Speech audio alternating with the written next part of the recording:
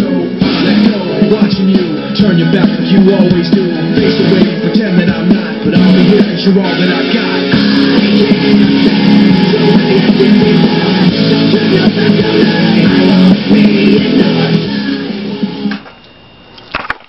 Hi, I'm Matthaeus.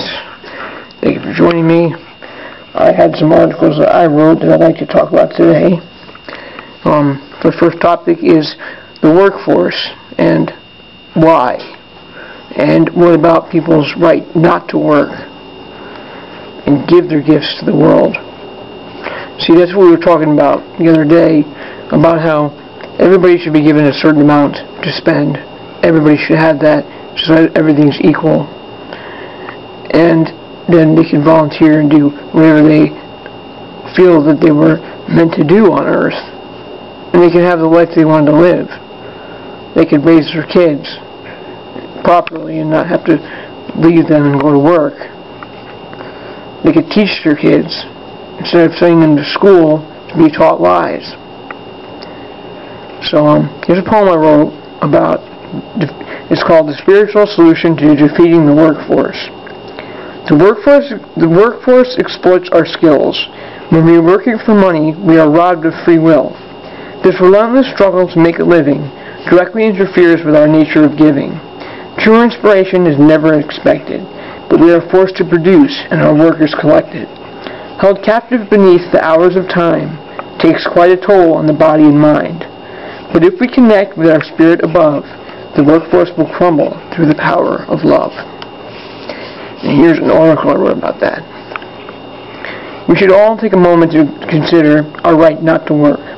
Why are we on earth? What is our purpose? We are trained as children with the question of what do you want to be when you grow up? Then we go into the workforce and do whatever it is we chose until we get old and used up. What kind of life is that? No time to volunteer or build real relationships or properly raise a family or help free Earth Mother from the ones who take her resources, destroying her and her children. That is why we are here, to help Earth Mother rise in vibration and put an end to oil and motor vehicles.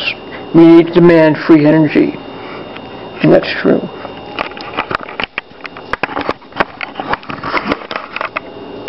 So, there's something to think about.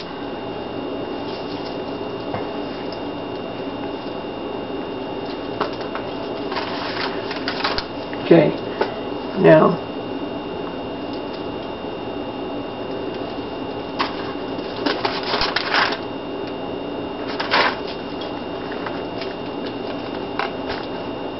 let's talk about possession, fear of possession,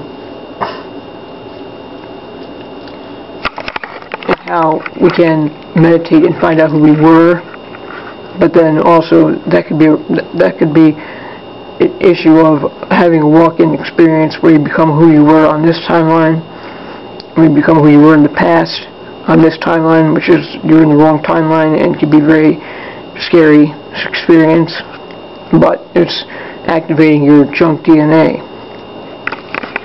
Because everybody wants to know their purpose, and when you meditate you can find out who you were and why you're here and who you want to become. Here's a poem I wrote called Remembering to Return. We put ourselves in another's shoes, remembering who we were.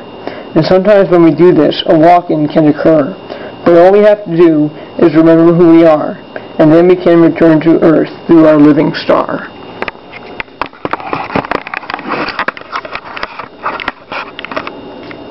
Your living star represents you and everyone that you were.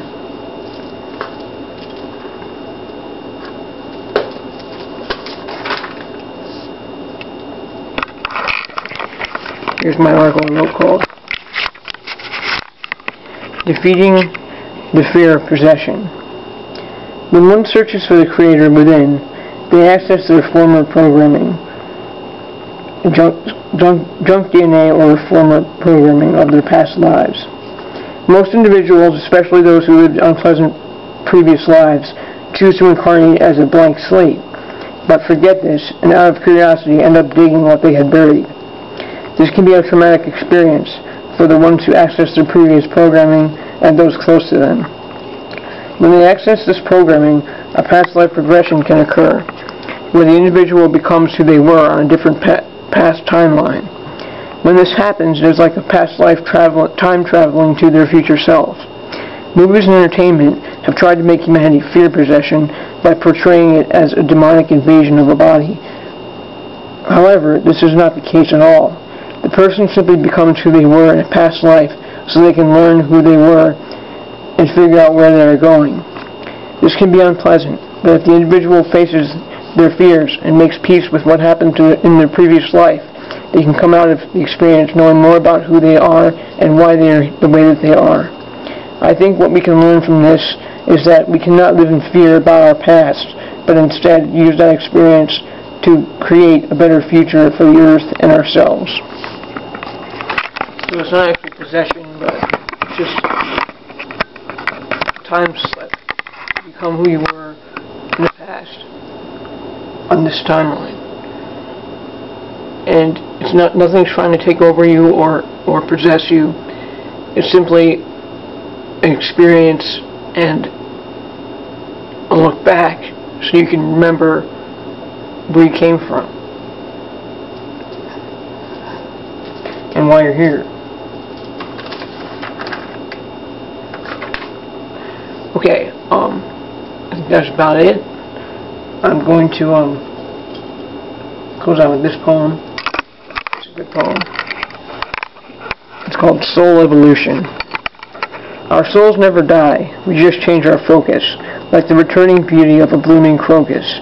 We may not appear exactly the same, but it isn't our looks that matter. In order for the soul to truly evolve, the superficial must be shattered. That's the thing, superficial. People get very attached to their identity now, but you've had other identities before, and you're going to have other identities in the future. And whatever you choose to do, or you can also be a higher self guide to somebody, or you can choose to incarnate and have another life experience. It's interesting and scary to think about things like that, but it's true, and that's exactly what happens. Nobody ever disappears. When you die, you just go in a different dimension. And you decide what you want to do. It's basically how it works. And when you awaken to that fact, then you can figure out who you were and find out why you came back. Okay, here's a good poem. This is a really great poem for hope for those who have lost loved ones like we recently experienced. And it's called Where We Are. There is nothing to fear. There is nothing to fear. Now wipe away those tears. Don't you know the ones you love can never disappear?